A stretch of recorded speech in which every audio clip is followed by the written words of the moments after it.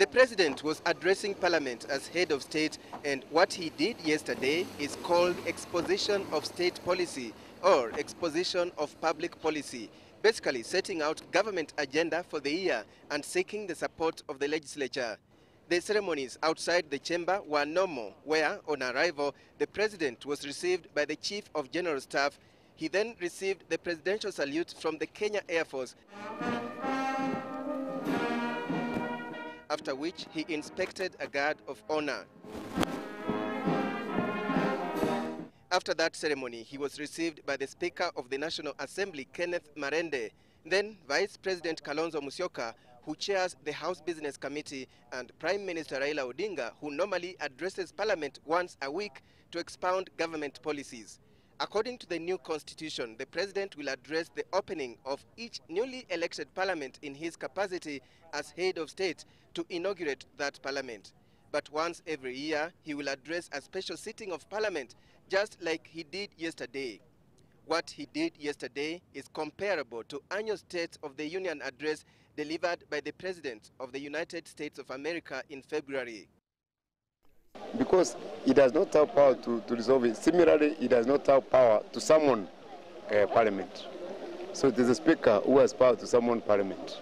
The words the President did not utter, which he used to utter in the past, are something like this. With those remarks, Mr. Speaker, I now declare this session of Parliament officially opened. Let's have a flashback. With these remarks, Mr. Speaker, it is my pleasure to declare the second session of the 10th Parliament officially open. Thank you, and God bless you all. It is my hope that we shall play our role in ensuring that these institutions are fully operational.